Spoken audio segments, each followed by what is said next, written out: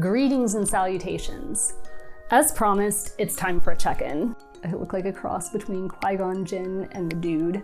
As always, I don't feel like I can just sit still and talk during these things, so I'm going to be fixing this brown skirt. I always want to wear this. I made it like 1.5 years ago, but it's got this really wonky top stitching on it, and because I work in the fashion industry, I just feel very self-conscious. I'm actually pretty surprised that the stitching on this is as straight as it is. I made this before I had my servo motor, so I was using a clutch motor, which is very impossible to control. So I'm going to be unpicking it and redoing it now that I have my lovely servo motor. Okay, so temperature check. How are you all doing? I'm okay. 2024 was a year. Not terrible by any means. I don't know, it was just exhausting, right? Like I feel like everyone I talk to is just exhausted right now. So 2024 was okay. It'll still get a Christmas card, but I'm not gonna invite it over for tea or anything. Personally, I had a few ups and downs. We, as in like my family and I, had to rehome our dog Ella, who I introduced right around this time last year. It's funny, we didn't have this problem with our other dog, but Ella was part husky, and so when she lost her coat, we discovered some allergies in the house. And when I say allergies, I don't mean like watery eyes and a sniffly nose, I mean 3 weeks in the hospital. So she's doing great. She's with a family member and living her best life, and the family member turns out like loves her, and so she's doing awesome. But you know, for the first time ever really, we don't have any dogs, which is an adjustment, but you know, you gotta do what you gotta do, right? Professionally, it's been a really great year, just, you know, in terms of teaching, that's been awesome. But also we, as in us here on this channel, hit 10,154 subscribers. That's right, now YouTube counts my subscribers by the 100, so I have like 10.1K subscribers, but I still count every single one of you, so thank you so much. I really appreciate it. As a creative person, it means a lot to have feedback and to have, I guess, validation, if we're being honest. I greatly appreciate it whenever anyone chooses to spend their time here, so thank you all very much. This has been really, really awesome for a channel that I thought would be too weird for anyone to watch. We also had a couple of videos that did really well. When I say really well, I mean really well for me, which is awesome. I think I would probably play for an empty room, but it's just really nice to have someone there, so thank you. This is unscripted, but I do have notes here, so let's see. The past year, like I said, it was tricky, especially the past couple of months have been just very emotionally, physically draining. I kind of knew that the second half of the year was going to be there was just going to be a lot to do, and I definitely paid the price for not being able to say no to things. Usually I'm a person where I like to jump in the comments pretty much as soon as a video is released. I just love interacting with you all. Like I said, feedback for an artist is just, it's really, really meaningful, and I just love interacting. The past couple of videos, thankfully they were done early, and so I was able to kind of get them scheduled and release them automatically, but by the time they came out, I was so fried and so drained and actually like became physically ill, so I kind of had to like take time out and lick my wounds a little bit. But luckily, a lot of the majorly stressful stuff has finished, and in this upcoming year I've been very careful to protect my future time, just making sure that I'm only taking on as many projects as I can complete in a way that I'm happy with, if that makes sense. That's outside of this channel. I actually consider this channel to be a form of self-care because these are things that I actually do for myself. That being said, I have a huge undertaking which is going to be a part of the work that I do here, so will be a part of this channel, but I can't really talk about it yet. But anyway, that is going to be taking up lot of my time, which I'm so excited about, like so giddily excited about that. Okay, so let's talk actual updates. Around this time last year, I announced that I would be using this space to develop a collection. That was in response to what I consider kind of like tossing spaghetti at the wall and seeing what sticks decision making from years prior. Like there was a lot of just very random projects. Not that I don't love random projects. Random projects are awesome, and I think you actually learn a lot from them, but it's still nice to be able to look back and see a cohesive body of work. I spent the first part of the year developing ideas and developing silhouettes and patterns and stuff, and I think that that was pretty successful. I mean, there's always more development that you can do. And then I spent the second half of the year actually developing some looks, which was really satisfying. I started out by making a 1660s inspired look with a linen bodice and deconstructed skirt. I think that that look was pretty successful in terms of just aesthetics. I have worn that bodice a lot. The skirt, I mean, it was a very experimental skirt. All in all, I think that the silhouette was nice in terms of presentation. I made a quasi-gothic insertion lace shirt with an inside-out 1630s bodice. My personal favorite thing that I've ever made. I think it was the most successful thing that I've ever made on this channel. The bodice fits me so well. It's not the most wearable thing in terms of like it's made out of tulle, and so it can catch on stuff. It can disintegrate pretty easily, but I have worn it regardless. That thing is awesome. It fits beautifully. The shirt I've worn like 5 or 6 times already. I machine knit a backwards cardigan and beaded it and made a tulle skirt to go with it. Okay, I'm not sorry I made that look. I think it was definitely just feelings that were coming out of my body through what I was making. It was a bit of a mess. It didn't do very well in terms of viewership, which I completely get. I just made it because I needed to make it. When I was editing it and releasing it, I was like, oh, this is so weird and niche. And I don't know if the niche for this actually exists, but we're gonna do it anyway. If you look at the dates that I would have been making it and compare that with what was happening in the world and in the United States, you get it. It's just, yeah. And then I finished out the year with a little nonsense project. I remade my Dorothea bodice pattern, which before the inside out 1630s bodice was my favorite thing I had ever made. It fits me really well, but I remade it using an old ugly Christmas sweater. I've worn it like twice already. It was a really fast and fun and kind of low stress make, which was what I needed at that time because yeah, I just needed it. It actually did really well viewership-wise. For what I thought it was going to do, it did really well. So anyway, in reflection, what did I learn from this process of making? I learned it is very difficult to make a cohesive collection in this format. I think it's nice to make at least seasonally appropriate garments.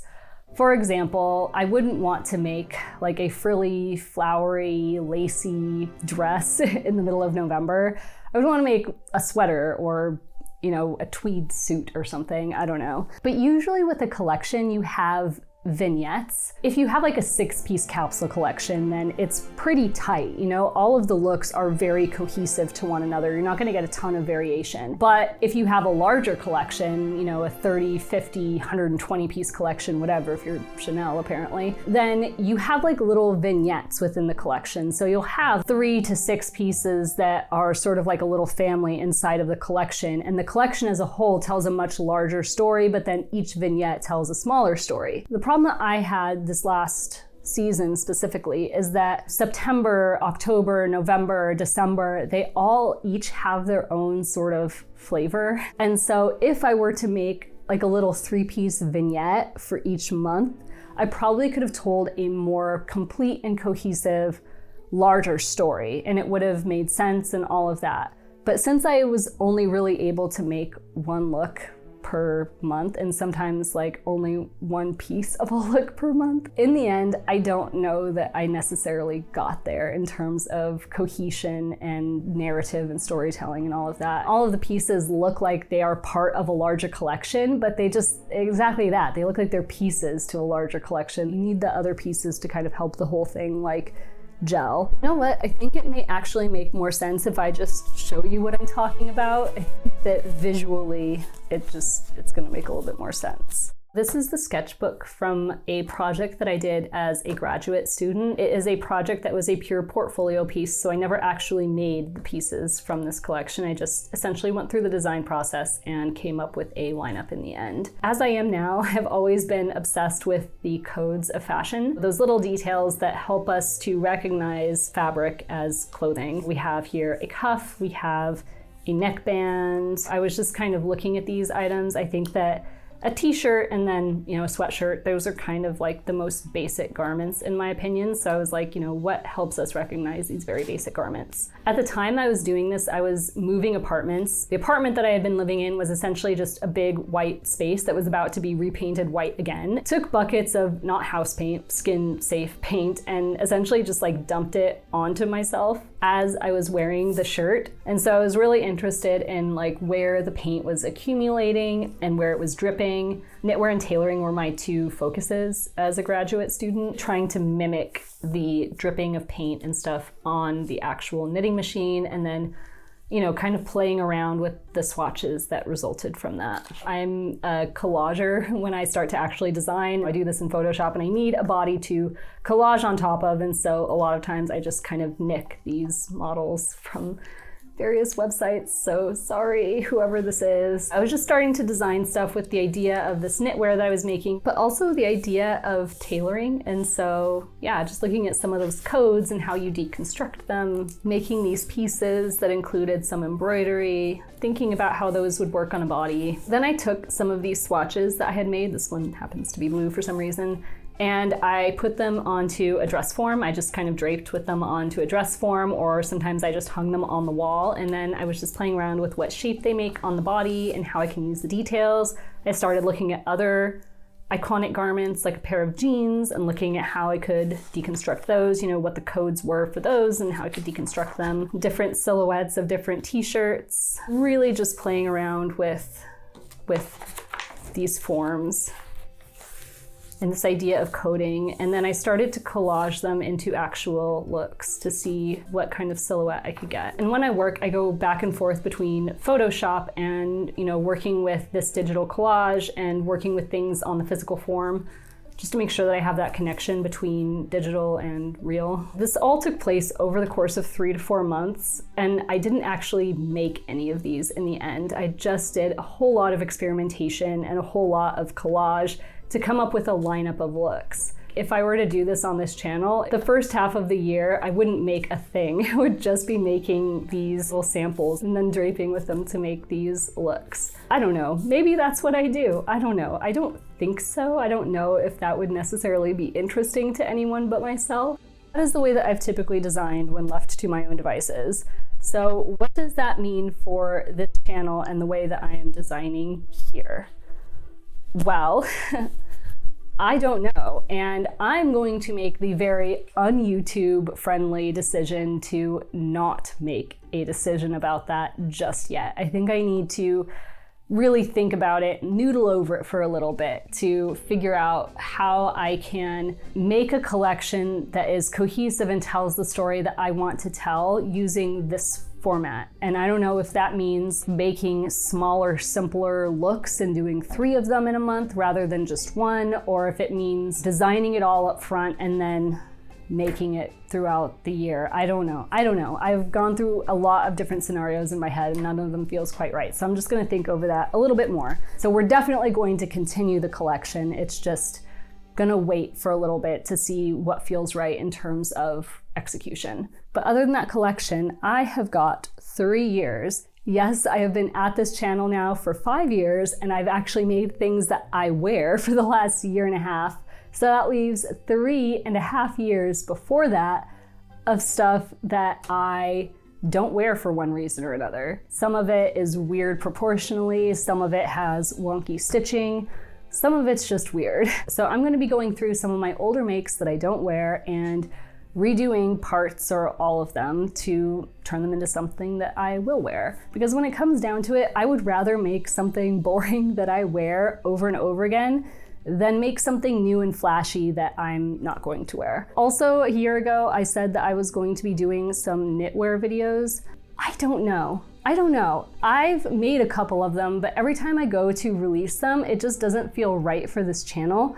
I think I may need to make another channel, which is going to be a whole other thing. Like, I'm gonna have to really think that one through. Seems like we're in housekeeping territory now, so a couple of quick housekeeping things. My first Saturday of the month release schedule worked really well for me for the second half of 2020. for the second half of 2024. Moving forward, I'm going to go back to releasing on Thursdays. That just works a lot better for me personally. And I'm gonna try to upload a couple of videos a month. So a video every 2 to 3 weeks as they're ready. That more organic schedule just works much better for me. Unfortunately, just not a person who likes strict structure. It makes me feel kind of angsty. I know that it's kind of nice to know when a video is coming out. So I will try to announce the Monday before I release that I will be releasing that week, just, you know, in case anyone wants to know, keep tabs on it, whatever. Also, what's my second thing? Oh yes, okay, so I have received some really good feedback. See, I told you artists love feedback. I received some really good feedback from a lot of you that you would like to be able to see more detail in my reveal shots. It's tricky with black. Black does not like to film very well. If you ask me, I've got wonderful light in my studio and in my house, but my light meter tells me that there is only one small nook of my house that is suitable for shooting details, and that is only for 2 hours every morning. But I do have a couple of ideas for solutions, and I am in the midst of trying to implement them. Just, you know, gathering materials and stuff that I need to effectively shoot things in detail. Maybe I'll go back and reshoot some of the things that you all have asked for more detail of and offer up those reveal shots as like shorts or something. I just wanted to let you guys know that you have been heard. I completely agree with you. If you have spent like 15 minutes watching me make something, it's nice to have the return of time investment to actually see the thing. So hopefully one of my solutions works and we'll get that done soon. So yeah, I'm just going to continue to unpick this and then we will take it over to the machine and restitch it.